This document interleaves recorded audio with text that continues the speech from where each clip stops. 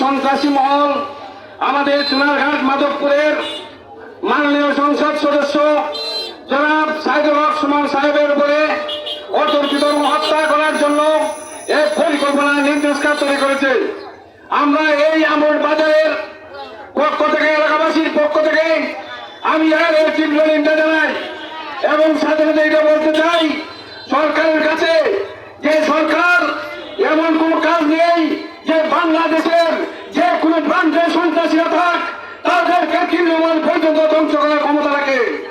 আমার বিশ্বাস আজকের এই প্রতিবাদকে ওনারা একটা ব্যাপক আকারে চিন্তা করে অনতি বিলম্বে সরকারের যে সংস্থাগুলো আছে এবং যে সমস্ত গোয়েন্দা সংস্থা আছে সবাই মিলে যাতে অতিরিক্তভাবে সন্ত্রাসীদেরকে আইনের আওতায় আনা হয়।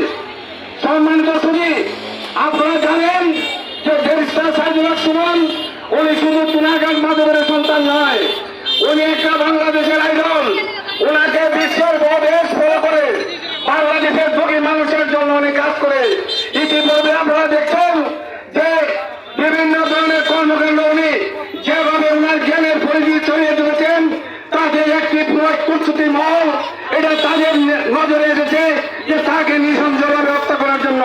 তাই আমি বলবো অনতি বিলম্বে এই হত্যাকারীদেরকে আইনের আওতায় তাদেরকে দৃষ্টান্তমূলক শাস্তি দিতে হয়, তাহলে ভবিষ্যতে এই ধরনের আইডল আর আমাদের কাছ থেকে চলে যাবে না, বরং বৃদ্ধি পাবে, সাহস পাবে। দেশকে উন্নয়ন আগায় নিতে হলে ব্যারিস্টার সুমনের অতিরিক্ত নিরাপত্তা নিশ্চিত বিধান করে আমরা সবাই ভালো থাকি এবং ব্যারিস্টার সৈয়দ সুমন সাহেবের উপর হত্যাকারীদের অনতি বিলম্বে কাছে এনে দৃষ্টান্তমূলক শাস্তি হোক, এই প্রত্যাশা ব্যক্ত করে আমি আমার বক্তব্য শেষ করছি। সকলে ধন্যবাদ। আসসালামু আলাইকুম ওয়া রাহমাতুল্লাহ।